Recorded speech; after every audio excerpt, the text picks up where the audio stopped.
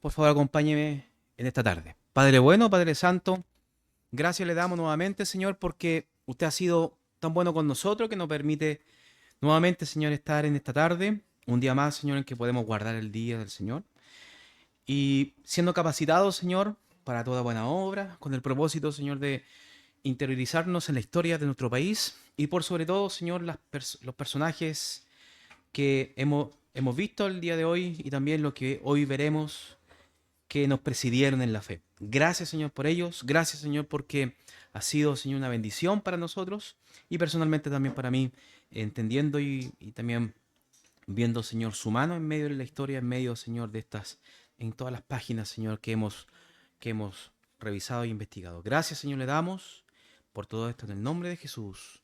Amén. Bueno, mis hermanos, la semana pasada fue eh, bastante, hemos avanzado bastante, ¿cierto?, en la historia.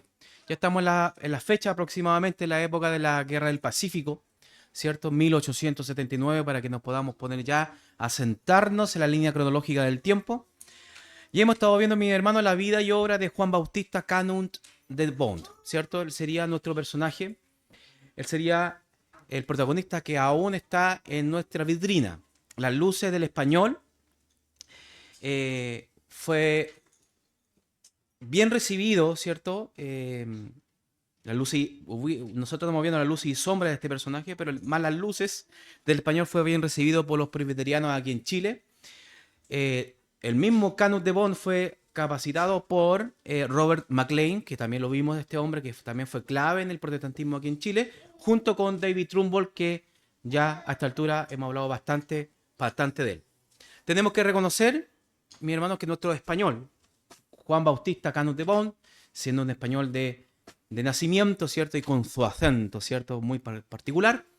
Tenemos que reconocer de que él tuvo muy poca experiencia en un inicio.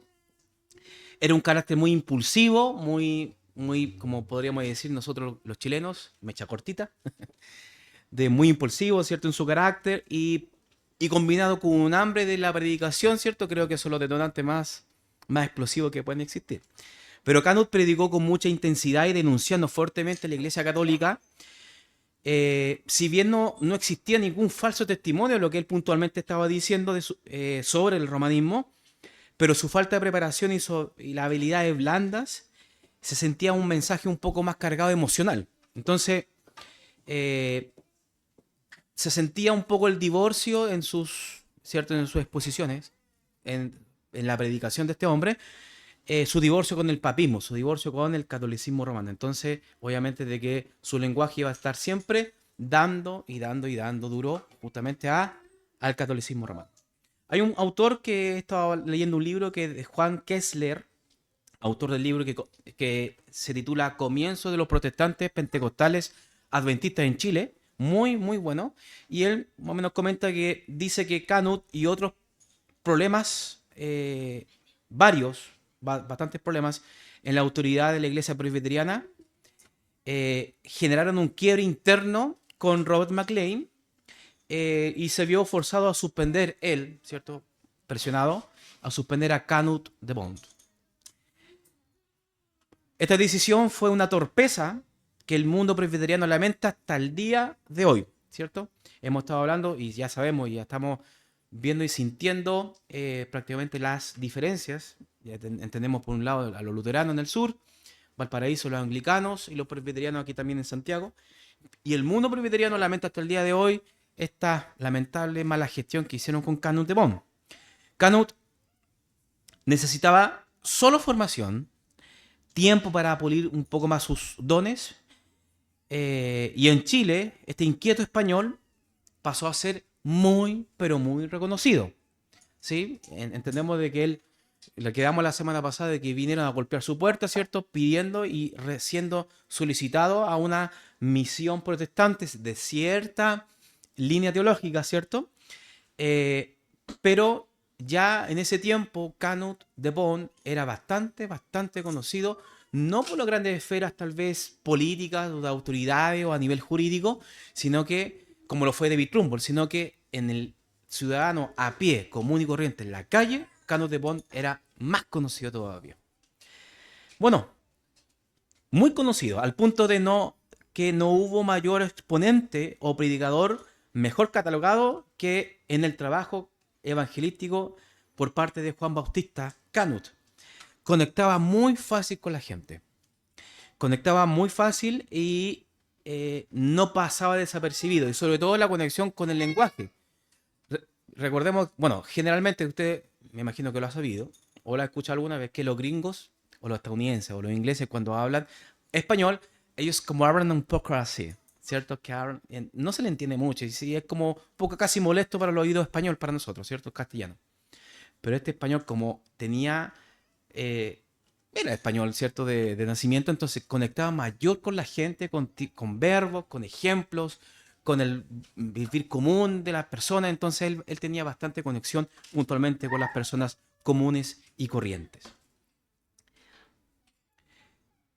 Los presbiterianos intentaron importar europeos españoles, hermanos, tratando como de simular, de tener otro Canut, pero no les fue posible. Lamentablemente nunca pudieron reemplazarlo.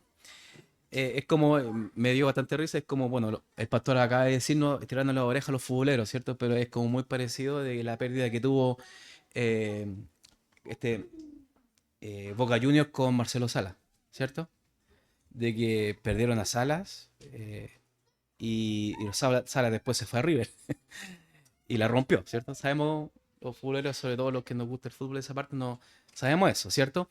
Muy parecido cuando De Bond fue rechazado por los presbiterianos y puntualmente se fue a otra esfera que es la que vamos puntualmente a revisar. Dejaremos un poquito a nuestro español, nuestro querido español, ¿cierto? Por un momento, y nos enfocaremos a otro grupo protestante muy, muy interesante. Distinto en su teología y en la forma de organizarse, eh, pero tenemos que hablar puntualmente de este hombre, el reverendo William Taylor, porque no podemos hablar del metodismo, ¿cierto? El metodismo episcopal sin hablar antes de William Taylor. Y cuando hablamos de William Taylor es sinónimo de metodismo, prácticamente. Cuando hablamos de reverendo, es lo mismo que pastor o ministro, ¿cierto? Son como un poco títulos más términos elocuentes, ¿cierto? Que se le da justamente a los distinguidos. Es como a los jueces, los magistrados, ¿cierto? Es como más o menos la misma categoría, pero reverendo no está mal puntualmente decirlo. Bueno, reverendo William Taylor, responsable total de la inserción, hermanos, del movimiento metodista aquí en Chile. Nació en Estados Unidos en 1821 y llegó a Chile en 1877. Ya en este tiempo, cuando Chile estaba a punto de estallar la Guerra del Pacífico. Ahí es cuando este hombre llegó con todas las intenciones de poder plantar misiones, ¿cierto? Bueno, principalmente su función fue gestor, fue un impulsador de misiones en todas las costas del Pacífico, incluyendo Perú. Prácticamente toda la bahía de esta franja, ¿cierto? Del Cono Sur, es donde William Taylor empezó a plantar iglesias, misiones. Hizo un viaje de reconocimiento por todo el país dándose cuenta de la realidad protestante. Se dio cuenta de que los protestantes tenían la posibilidad de tener un espacio en la vía pública, tener un espacio en las ideas públicas. Entonces no perdió el tiempo y este hombre inmediatamente empezó a gestionar, empezar a poder fundar misiones aquí en Chile. En Estados Unidos, a causa justamente de la realidad del país, reclutó a maestros, a misioneros dispuestos a trabajar con él. Inmediatamente esto es como el pack o el six pack, podríamos decirlo, de los protestantes. Todos los que venían, sobre todo estas líneas históricas, lo que estoy presentando son líneas históricas, las líneas históricas siempre venían con colegios, venían con escuelas, venían con hospitales, venían con casas de acogida a huérfanos, venían con todo un pack, hermanos, porque ellos se integraban de forma completa. Seminarios, iglesias, comunidades, en este caso como los luteranos en el sur, los alemanes, ¿cierto? Ellos venían con colonias. ¿Se dan cuenta? Sobre todo en el contexto de nuestro país. Podríamos declarar, hermanos, que a diferencia de todas las demás líneas que hemos visto, han sido? Los anglicanos, ¿cierto? Con Allen Gardner, con los hermanos Filippi, con los luteranos, ¿cierto? En el sur del país. David Trumbull, los reformados presbiterianos, ¿cierto? Que llegaron aquí a Chile. Este hombre, William Taylor, trajo por primera vez una línea que no la habíamos visto. Todos los anteriores eran calvinistas. reformados, ¿cierto? O protestantes, ¿cierto? De una línea, sobre todo de la línea europea. Aquí es la primera inserción, mi hermano, de corte wesleyano, ¿cierto? De corte arminiano aquí en Chile, gracias a don William Taylor, ¿cierto?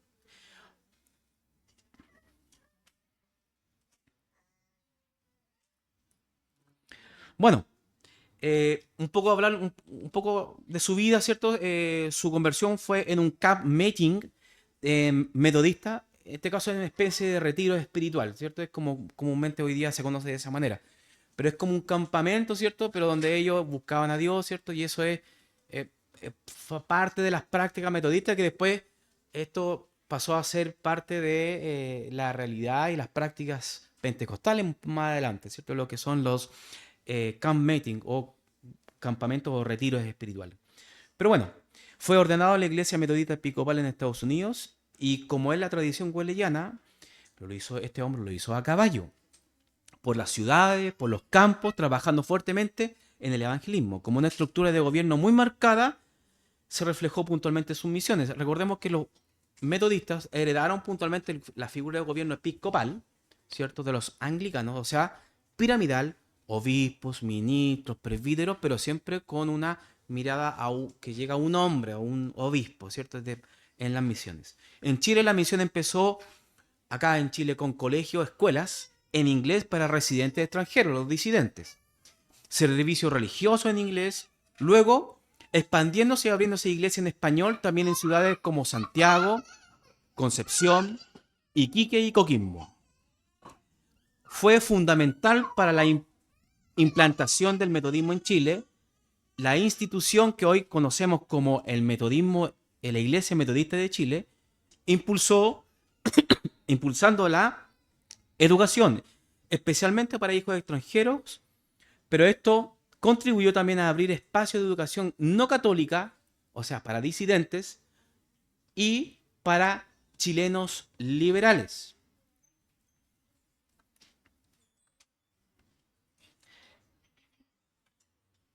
Ya que el Estado, hermano, liberal no tenía interés de sostener puntualmente las misiones religiosas no católicas, recordemos de que Chile era diferente en la composición, sobre todo en la posición religiosa, como lo fue Estados Unidos, donde venía este movimiento episcopal, metodista episcopal, el gobierno financia, se hace cargo puntualmente de ciertas iglesias y ciertas misiones y ellos financian. Aquí no fue así, entonces Taylor aplicó un principio bastante llamativo, yo diría casi bautista, que lo vio en el Nuevo Testamento, en el cual fue el autosostenimiento. Muy congregacional, de hecho, ¿cierto? Pero sí, el autosostenimiento buscaba que las misiones no fueran completamente mantenidas por donaciones externas, misionales o por la iglesia madre en Estados Unidos, sino que tuvieran un apoyo de un ámbito más local, que ellos se puedan autosustentar por medio de los colegios, por medio de las maestros, ¿cierto? Por medio de bibliotecas, por medio de diferentes, ¿cierto? Fuentes de ingresos que podrían llegar para de que pueda sustentarse y sobre todo el pastor, obispo o ministro de esa iglesia podría también sustentarse. Creó comités locales. Siempre, hermanos, había bastante dinero para los comerciantes. O sea, los comerciantes extranjeros ganaban dinero aquí en Chile. Entonces ellos mismos, ¿cierto? Siendo disidentes, había como un apoyo interdenominacional, ¿ah? No era simplemente porque los presbiterianos, no, no, había como bastante como apoyo entre eh, denominaciones. Y ese apoyo era justamente que los extranjeros donaban dinero a estas misiones para que puedan sustentarse. Aportaban financieramente, especialmente infraestructura, educación y pago de maestros y pastores, porque tenían que vivir estos hombres, tenían que comer y sustentarse. Bueno, Taylor reclutó a maestros, pastores dispuestos a vivir bajo esa realidad del propio sostén, trabajando también en labores que produjeran ingresos y que les permitiera la subsistencia con aportes locales y sobre todo el aporte de parte de la misión. Entonces este hombre fue un visionario, por así decirlo, del momento, pero lamentablemente, eh, no su visión fue bastante innovadora, desafiante, sobre todo ya que en la fecha existía una inquietud de la dependencia de las misiones extranjeras. Hermanos, vamos a encontrarnos más en algún momento con esto y sobre todo más el siglo que se nos viene, porque ya estamos ya cerrando el siglo XIX. Había una incomodidad general, y esto es algo propio del ser humano, en la intervención extranjera. O sea, en un principio está bien, ¿cierto? Que vengan extranjeros, ¿cierto? Pero ya hay que dar rodaje e independencia a que salgan obispos y pastores y ministros y misioneros autóctonos. O sea, si están en Chile, chilenos. Si están en Argentina, argentinos. Muy característico en nuestra vena latinoamericana, esta razón de ser independiente, ¿cierto? El, en Estados Unidos jamás lo entendieron. Los ingleses hasta el día de hoy no lo entienden. Pero el latinoamericano siempre busca la independencia y sobre todo lo autóctono. Entonces ya habían roces con ciertas líneas, después más adelante vamos a seguir viendo, porque aquí fue con David Trumbull, hermano, se abrió la conexión con Estados Unidos e Inglaterra. Entonces las sociedades bíblicas eran extranjeras, las misiones eran extranjeras. ¿Se dan cuenta? Y eran financiados ¿por quién? Por extranjeros. Entonces ya había como una molestia, oye, ¿hasta cuándo vamos a estar dependiendo de los Estados Unidos o de los extranjeros? Entonces había un poco de este, aunque suene mal hoy en día, pero un nacionalismo en cada país, ¿sí? Pero ese es para otro costal que más adelante va a explotar, más adelante, pero vamos a verlo con detalle un poquito pasado el tiempo. Bueno, Taylor pretendía reclutar autóctonos en Chile en el futuro, llamados al ministerio. Eso es lo que es la intención de este hombre, ¿cierto? Ah, y peculiarmente Taylor, si bien era una autoridad, ¿cierto? Y reconocido del mundo metodista, tenía conflictos internos con las cabezas puntualmente que decidían ciertas cosas en las misiones. Era bastante no rebelde, pero sí él tenía marcado su posición que reconocía el autogobierno. Y eso es algo que muchos de los misioneros o encargados de las misiones no les gustaba mucho. Y Taylor se encontró lamentablemente con este problema. En el trabajo que Taylor estaba realizando y organizando, la Guerra del Pacífico llegó, hermano, y fue como un balde de agua fría para este referéndum. En varios lugares la obra metodista, hermano, quedó interrumpida o deshecha por causa de la guerra de Chile, Perú y Bolivia. Recordemos que él tenía conexiones también con Perú a causa de las misiones y todo eso quedó devastado por la guerra. La salud de los misioneros, las condiciones duras que muchos misioneros sufrieron de enfermedades, aislamiento y la falta de recursos. Hermanos, muchos misioneros de esta línea metodista que estaban en el norte, ¿cierto? Insertos en la realidad, ¿cierto? Limítrofe del país, muchos de ellos también murieron y pasaron mucha hambre. Bueno, el modelo de Taylor, el autosostenimiento, implicaba sacrificios y una vivencia muy austera para los misioneros que muchos, finalmente algunos renunciaron. Bueno, el Big Shop, ¿cierto? Este título muy conocido, tal vez algún momento lo han escuchado. Esto es simplemente un obispado, ¿cierto? Obispo, Big Shop. En 1884, Taylor fue elegido Missionary Bishop por la Iglesia Metodista Episcopal para supervisar las misiones en África. Al convertirse en obispo, Taylor dejó de estar directamente implicado, lamentablemente, por los detalles particulares de la obra de Chile, ¿cierto? En medio de los conflictos de la Guerra del Pacífico. Bueno, siendo él, sobre todo el modelo de autosostenimiento, una referencia bastante peculiar para la época. Bajo su modelo, este autosostenimiento le decían Pauline Missions, las misiones paulinas o las misiones de Pablo, ¿cierto? Bajo la perspectiva de Pablo, autosustentables, autogobernadas, no estuvieron permanentemente subordinadas al control de la junta misionera. Y eso generó una tensión que perduró por bastantes años, ¿cierto? Y en 1896 Taylor fue relevado de sus tareas misioneras episcopales y esa fecha marcó el fin puntualmente de su cargo activo como misionero. Falleció este hombre el 18 de mayo de 1902. Ya estamos abordando el otro siglo. Estamos cruzando ya el siglo. Pero nos falta un poquito más de seguir ciertas cosas. A los 81 años, bastante viejito para, en este caso, para esas fechas. 81 años. Murió en Estados Unidos, en California, en Palo Alto. Fue sepultado en el cementerio de Mountain View, en Oakland, Estados Unidos. Aunque los problemas financieros y autosostenimiento debilitaron e incluso hicieron colapsar algunas obras misioneras metodistas aquí en Chile, como escuelas e iglesias en las zonas afectadas por la Guerra del Pacífico, muchas otras sobrevivieron y evolucionaron gracias al esfuerzo local. Fueron fechas bastante peculiares, el país estaba en guerra. Que Dios nos salve de eso, hermano. Pero estar, y uno al ver, ¿cierto? Las páginas, la historia, más o menos los relatos, hermano, es terrible estar en guerra. Es bastante terrible. Es una incertidumbre que no se sabe hasta cuándo está, y de hecho, muchos de nosotros, posiblemente, si estamos en guerra hoy, posiblemente no lo que sea el servicio militar, ¿cierto? Pero podemos estar reclutando. Entonces, bastante difícil, ¿cierto? Esta posición de un país en guerra. Bueno, Taylor había sentado las bases, ¿cierto?, del metodismo aquí en Chile, escuelas, congregaciones que se manejaban por parte de su propio financiamiento, pero con Taylor, ¿cierto?, había una incertidumbre que se fue y dejó, qué pasó con las misiones, ¿cierto?, de que él empezó a fundar. Y ahí es cuando entra este hombre bien conocido, que lo vimos la semana pasada, que golpeó puntualmente la puerta de Juan Bautista Canut de Bont, ¿cierto? En San Felipe. Y este hombre es justamente el que vamos a ver, el reverendo, ¿cierto? También pastor, Ira Lafetra. Es bastante, el nombre es bastante extraño, ¿cierto? Ira, ¿cierto? Pero bueno, así es el nombre de este señor.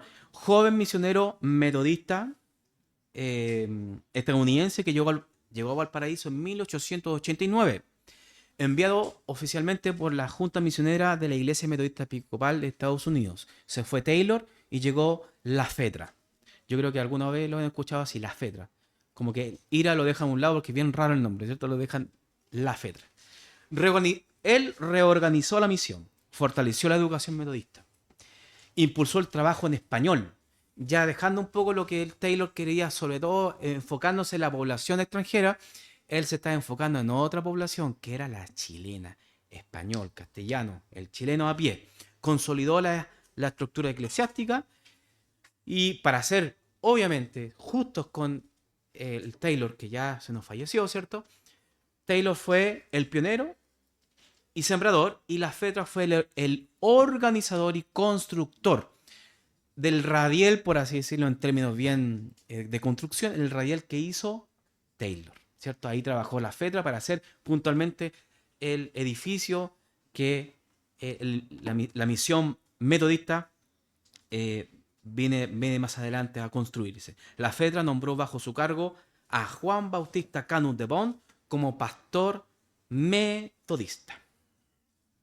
Y hay otras cosas bastante peculiares que tal vez no puedo, ¿cierto?, dejar pasar, que Lafetra hizo bastantes cosas, pero una de las más que más se conoce, de hecho, inmediatamente en el mundo, a pesar de la estructura interna del movimiento metodista, que tal vez no tenemos relación con ello, pero sí entendemos de que fundó misiones y reestructuró el movimiento, pero una de las cosas que más se conoce es el Santiago College. Lafetra fue el que fundó, juntamente con su esposa, en este caso, uno de los colegios más emblemáticos, conocidos, no sé si es emblemático, pero vi la página, es bastante peculiar, es bastante un grandísimo colegio, muy bueno, ¿cierto? Me imagino que costoso, ¿cierto? Pero Santiago College, uno de los más reconocidos aquí en Chile. Y bueno, ahí está la referencia. De hecho, en su página web tiene una línea de tiempo donde da paso por paso, y me encantó eso, porque no todos los colegios tienen eso, donde reconocen su historia y tienen una conexión histórica con quién, con los misioneros metodistas. ¿Quién lo iba a decir? Con Ira Lafetra. Y justamente en esta parte comenta acá en Santiago College, la página oficial, eh, dice en 1904 la despedida de los padres fundadores. Ahí en ese tiempo la FEDRA se fue de aquí de Chile en 1904. La FEDRA dejó puntualmente un directorio y dejó Santiago College ya como una escuela independiente y hasta el día de hoy se mantiene Santiago College. ¿Sí? Y es así, hermanos, como volvemos nuevamente a nuestro gran y ponderado Juan Bautista Canut de Bont, ¿cierto? Que fue el primer pastor metodista hispanohablante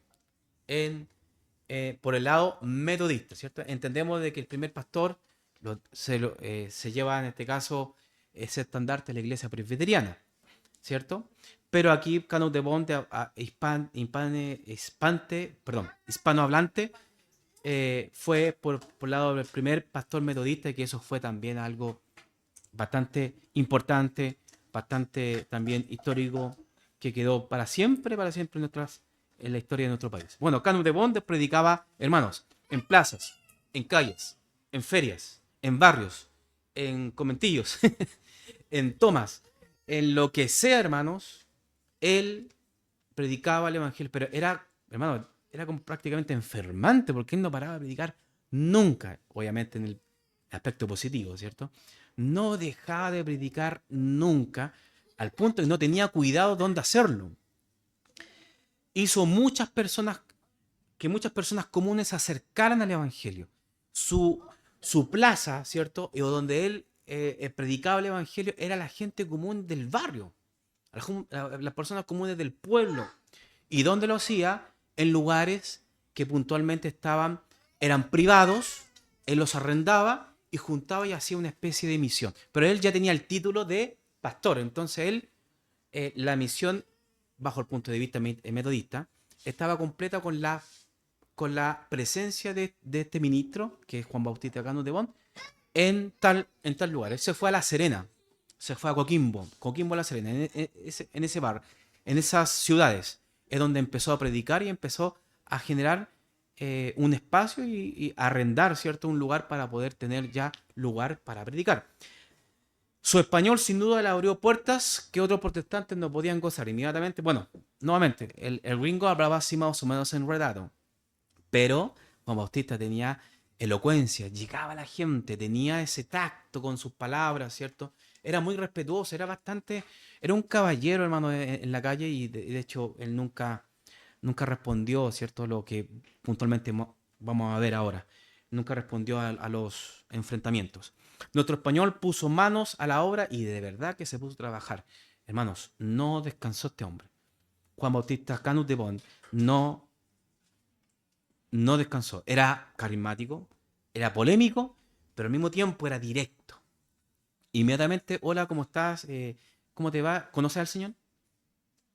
Y la gente empezó como a escuchar, pero igual, al ser sincero y directo, la gente lo escuchaba y le tenía respeto. ¿Te das cuenta? Sus sermones eran orales, su defensa del libre examen de la escritura lo puso bastante a aprieto. Él tenía la Biblia, hermano, prácticamente así. Vamos a hacerlo con la... Ahí sí. Él tenía la Biblia en la calle, y al hacer esto en la calle, hermano, no se podía. Lo que estoy haciendo yo ahora, antes no se podía. Y él predicaba la palabra así. Y él hablaba con la gente de esta manera, ¿cierto? Y hablando, tú conoces la escritura, toda la población no conocía la escritura, porque eso estaba encerrado en el catolicismo perverso, ¿cierto? Pero él hablaba así, era un hombre muy valiente, hermano. Bastante, bastante valiente, peculiar, incluso imprudente muchas veces, ¿cierto? Que a veces no era muy necesario, pero finalmente lo hizo y lo hacía de esa manera. Eh, Él generó que muchas personas, ¿cierto?, escucharan por primera vez en Chile en este caso, la predicación del Evangelio. Bueno, en 1888 comienza los cultos regulares en español, dirigidos por la misión metodista. Esto está en La Serena, Coquimbo, Iquique, en varias ciudades del norte. En enero, febrero de 1890 estuvo en La Serena. Luego, en 1890 y 91, nuevamente estuvo La Serena dirigiendo y organizando la iglesia local, recibiendo a miembros y enfrenta, en esta fecha, hermano, enfrenta una persecución bastante severa, justamente en La Serena. Canut de Bont fue perseguido. Más adelante, en el 92, en el Valle del Huasco. En 1893 estuvo en Concepción, ¿cierto? Pastoreando ahí aproximadamente un año. Y donde puso énfasis, hermano, en la organización de congregaciones, repartiendo tratados, evangelizando, era un hombre prácticamente de calle. Si bien yo creería puntualmente que no tenía un corazón pastoral, pero de estos pastores que prácticamente están todo el día en la calle. Era un hombre de calle, ¿cierto? En el buen sentido de palabra. 1894-95 estuvo en Angol, para los que son del sur, ¿cierto? Estuvo por allá. Y en 1896 termina puntualmente su trayectoria. Fue cortita la trayectoria de Canut de Bont, pero era un hombre que no paraba de trabajar. 1896 llegó a Santiago para retirarse porque estuvo muy, muy enfermo en el sur. Bastante enfermo. Bueno, y es aquí donde se llegó a un apodo. Fue tan conocido que los seguidores de él y los seguidores puntualmente de la doctrina evangélica, los protestantes ya dejaron de llamarse protestantes. Antes se le decía a los protestantes o los disidentes. Ahora pasó una transformación bastante peculiar en esta fecha. Ya en 1890, 91, 92 se empezó a escuchar de que los disidentes, que antiguamente se les decía así, pasaron a llamarse los canutos. Fue un periodo difícil en este tiempo, sobre todo para los metodistas, ¿cierto? Vinculados a Canut en el norte. Un sinfín de hostilidades sufrió este hombre, hermanos, que al punto de casi atentar contra su vida. Fue trasladado al sur para evitar una tragedia, porque La Serena y Coquimbo efectivamente no lo querían. Bueno, más adelante vamos a ver la ruptura y finalmente con el metodismo, ¿cierto? Y en el sur enfrentó gravemente. Tocó, hermanos, en La Serena y Coquimbo tocó puerta en cada hogar, en cada lugar que él visitó. Leía la Biblia en voz alta mientras caminaba a partir de las 6 de la mañana. Este hombre trabajaba en serio, se tomaba en serio su misión, ¿cierto? Y trabajólico, de hecho, tal vez una de las características más de Juan Bautista Canut de Bont, de que él estaba de las 6 de la mañana predicando el Evangelio. Imagínense a las 6 de la mañana escuchar a un predicador, hermano. Él estaba ahí, a esa hora, ¿cierto? Incluso antes que cantara el gallo, ¿cierto? Era un verdadero pescador de hombres. Hace conferencias él durante 2 veces por semana en casas privadas, donde logró reunir a personas que lo escuchaban en la calle. Fue apedreado, fue amedrentado, fue difamado, escupido, vituperiado, ¿cierto? Y hermano, y no por población mayor, sino que por jóvenes sobre todo, que era lo más peculiar. Habían jóvenes y sobre todo señoritas que le gritaban de todas las ofensas, ¿cierto? Puntualmente por la fe, lo que estaba haciendo. Le tiraron basura. Hubo mucha hostilidad y persecución sufrieron los hermanos de ese tiempo. Y finalmente fue trasladado al sur. Hay unos comentarios que me gustaría leerle que dice lo siguiente. Así escribió él en sus cartas. Por la mañana salgo todos los días a las 6 de la mañana y hablo con todos los que me encuentro en la calle. Y entre todas las casas que puedo leer la palabra de Dios y exhortar, perdón,